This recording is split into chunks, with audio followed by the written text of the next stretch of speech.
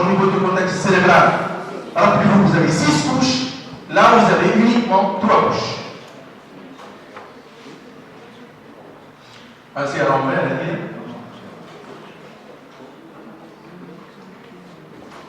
3 couches, là aussi, regardez les 3 couches. Au-dessus, vous avez la couche moléculaire. Vous avez une seule rangée de cellules du Purkinje, avec des dendrites ascendantes. L'axone généralement est central. Troisième couche, bien sûr, la couche des graines. Donc vous avez uniquement 3 couches au niveau du cortex cérébral.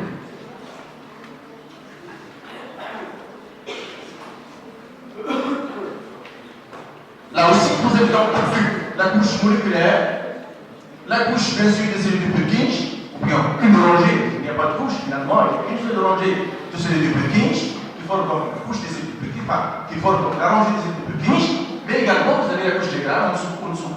Donc de l'extérieur vers l'intérieur, couche moléculaire, cellules du Purkinje et couche des grains.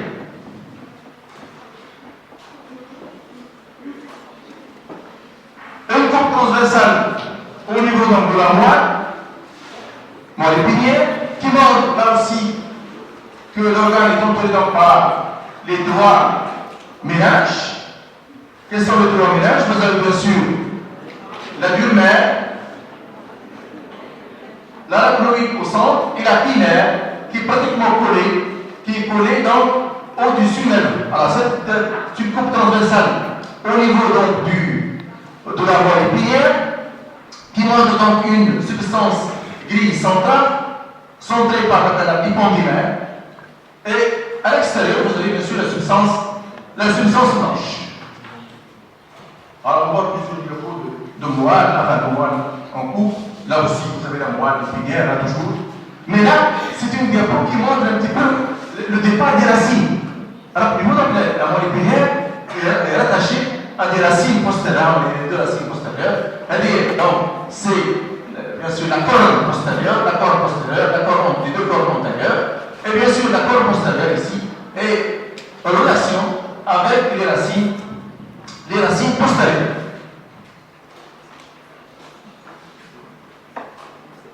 Toujours vous avez ici une coupe, tout dépend du niveau bien sûr du niveau de section de la moelle épinière. Voilà un petit peu les différentes images qui correspondent à des niveaux différents de moelle. Aux différents de section. Toujours pareil, la moelle avec les 2 cols. Là vous avez bien sûr la continuité entre la colle postérieure et la racine. D'accord? La colle antérieure ici, qui est toujours ventrale, et postérieure. Bien sûr, là on va chercher maintenant les cellules nerveuses au niveau de la colonne antérieure. J'espère que j'ai mis des cellules ici. Vous avez ici au-dessus. Au-dessus, bien sûr, c'est la substance blanche. En bas, vous avez la substance grise. Et on commence déjà à voir quelques cellules nerveuses, essentiellement les motoneurones alpha. Il y a les motoneurones alpha et gamma, bien sûr, les deux cellules, bien sûr, clés de la colonne antérieure.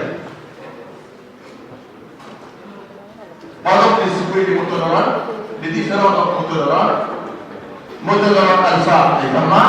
Alors, ce sont des cellules polyédriques, c'est-à-dire des cellules multipolaires, avec plusieurs poils. Regardez, cellules multipolaires. Alors, tout ce que vous voyez à côté ici, alors vous dites qu'à côté ici, à côté de ces cellules nerveuses principales, on peut noter également la présence des cellules de la nerve oblique.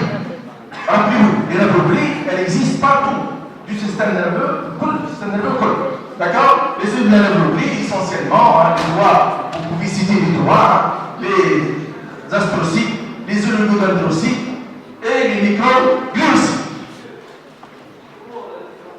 Là, c'est pas la peine. Vous le signalez, on ne vous demande pas. On ne vous demande pas de différencier entre les cellules. Là, vous avez que les noyaux. C'est impossible de les distinguer.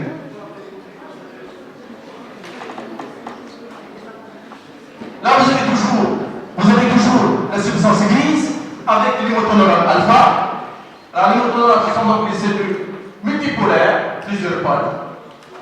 Et là, ce qui est quand même important à noter, c'est la présence d'un noyau nucléolaire et un cytoplasme qui est très riche bien sûr en quoi?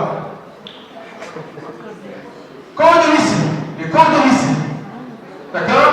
Alors là par contre sur la diapo, on vous demande de faire la différence entre les astrocytes et les oligodendrocytes.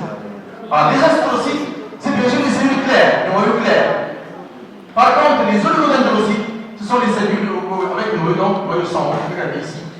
Les oligodendrocytes, par contre ici vous avez les astrocytes avec un noyau clair. Alors j'ai passé tout le temps toujours la cellule, le moteur alpha, donc ce sont des cellules multipolaires avec plusieurs pôles. Là je rappelle que c'est une nerveuse qui est classée en cellules multipolaires, bipolaires et pseudo-unipolaires.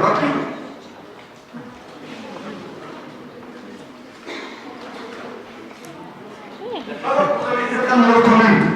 vous avez certainement reconnu donc le ganglion. C'est une mauvaise diapo. Mais il faut vraiment. Là, le jour de l'examen, on vous permet de vous accrocher carrément de la diapo. Donc, c'est une diapo dans le ganglion spinal qui montre ici une région centrale dans avec plusieurs, si vous avez un prolongement dendritique et axonique, la région périphérique ne permet pas le corps cellulaire des cellules ganglionnaires.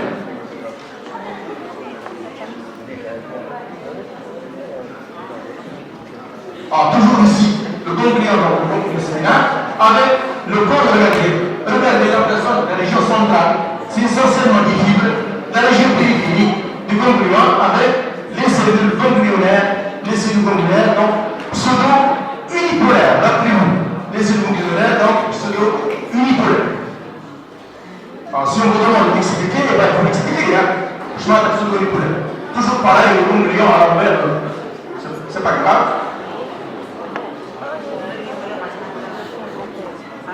Là, vous avez une coupe au niveau, c'est une coupe donc, au niveau d'un nerf qui est formée donc par une enveloppe conjonctive périphérique qu'on appelle l'épinette. Les faisceaux des axones et dendrites sont contrôlés par le périneume. À l'intérieur du faisceau, vous avez bien sûr des fibres. Vous avez également des fibres conjonctives, un conjonctif qui sépare les dendrites et les axones qu'on appelle endomètre. Donc vous avez ici les droits ainsi de structure conjonctive au sein d'un nerf en coupe transversale.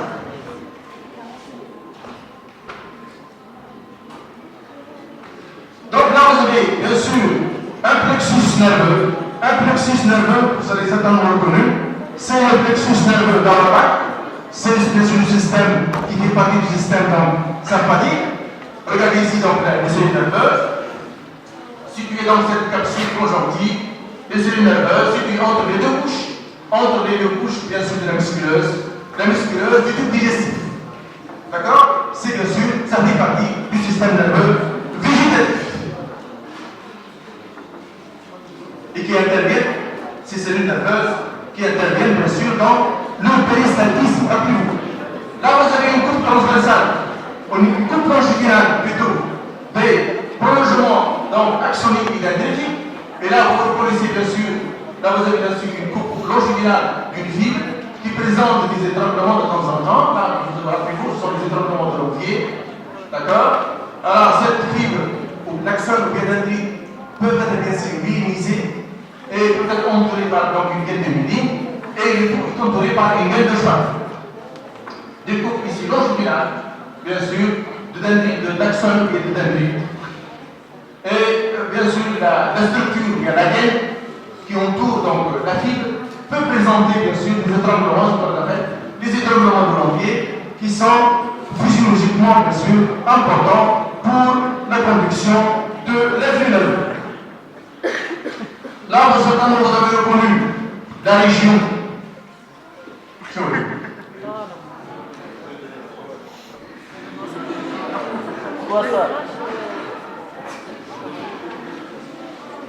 C'est le plexus choroïde.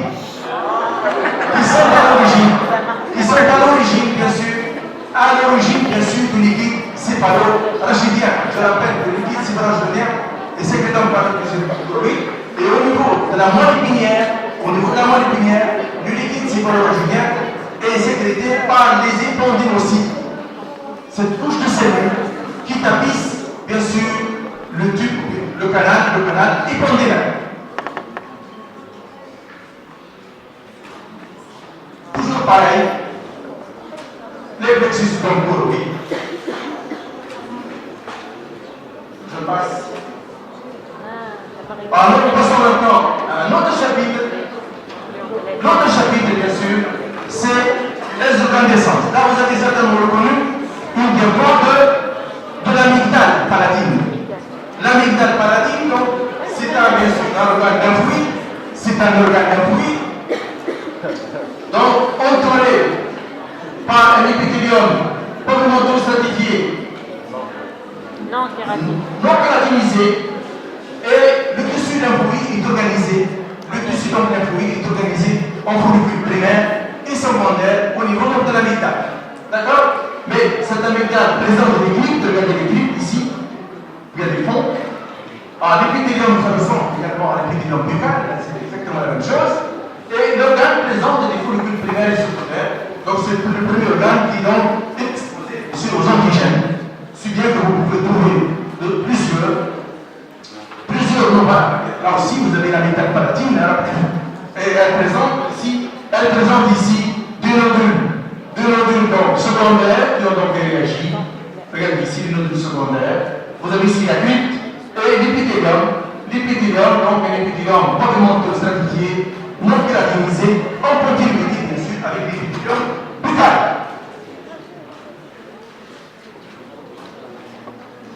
Là, vous avez donc une coupe au niveau donc de l'appendice, pour vous montrer que le tissu lymphoïde là aussi est organisé en follicules secondaires et primaires. Alors, ces nodules lymphoïdes sont généralement à cheval entre la muqueuse et la sous-muqueuse. Ils peuvent empiéter sur la muqueuse. Et je rappelle que la muqueuse, c'est une muqueuse colique, ça ressemble donc au collant, exactement la même chose, avec toutes les caractéristiques de la muqueuse colique.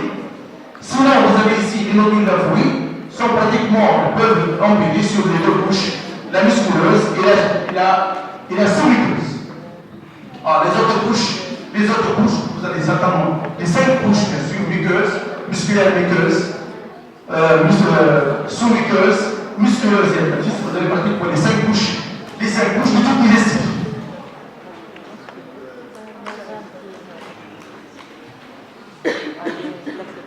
Là aussi, vous avez également un nodule secondaire, vous voyez que donc secondaire avec un aspect clair au centre, regardez ici, avec une colonne de lymphocytes. Par exemple, l'image, si vous voulez, d'un follicule secondaire qui arrive donc à un antigen. Ensuite, bien sûr, là, vous avez la muqueuse colique toujours. Donc, la muqueuse colique, ça peut être le gland lui-même, ça peut être également l'appendice.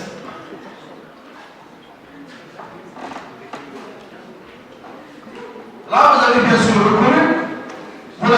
reconnu, il s'agit d'une courbe sagittale au niveau d'un ganglion lymphatique. Alors, le ganglion lymphatique, donc, entré par la capsule conjonctive, d'accord? Le tissu lymphoïde, là aussi, est organisé en 2 couches. Une couche corticale qui est très riche en follicules primaires et secondaires, et une couche médulaire qui est essentiellement formée par des cordons cellulaires anastomosés. D'accord? Alors, la capsule conjonctive, c'est un tissu conjonctif dense.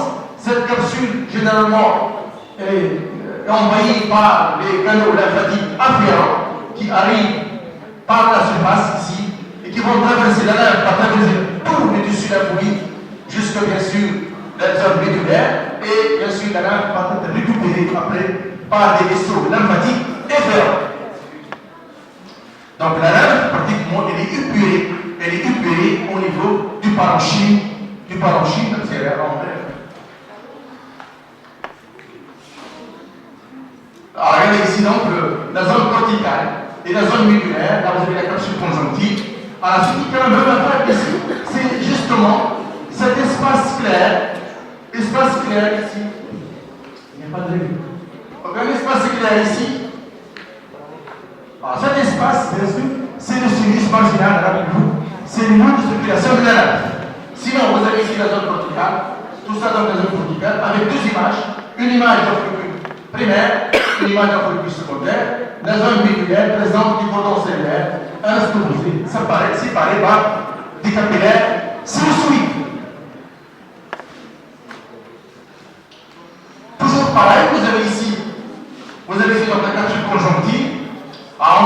l'arrivée, on voit très bien l'arrivée des vaisseaux lymphatiques avec des vaisseaux lymphatiques qui sont valvulés. Regardez ici l'aspect des valvules qui s'ouvrent dans le même sens de la circulation de la lymphe. La lymphe donc va passer des vaisseaux lymphatiques vers le sinus marginal, va traverser toute la corticale, toute la médullaire, et va quitter l'organe au niveau du hip, donc par les vaisseaux efférents. Et comme ça, la lymphe donc va être épurée, tous les gènes, antigènes vont être captés par les lymphocytes B, par les macrophages essentiellement, pour l'épuration. Toujours le sinus marginal, regardez ici, le sinus marginal, là, c'est une forme de cessement, la capsule au-dessus, le sinus donc marginal ici, et le début bien sûr, des follicules primaires et secondaires. Toujours pareil, ici à l'envers, cette diapo, on peut le rectifier. Voilà la capsule conjonctive, toujours, le sinus marginal ici, et bien sûr le début de l'organisation du tissu lymphatique, le tissu lymphatique en follicule primaire et secondaire.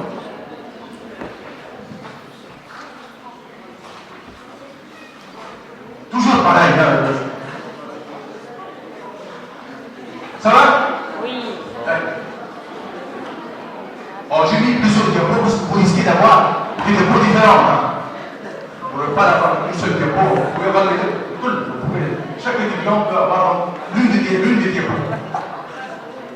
Alors on passe maintenant à la région médullaire, justement. Cette région médullaire est formée par des cordons cellulaires anastomosés, avec des anastomoses, et bien sûr des capillaires subis.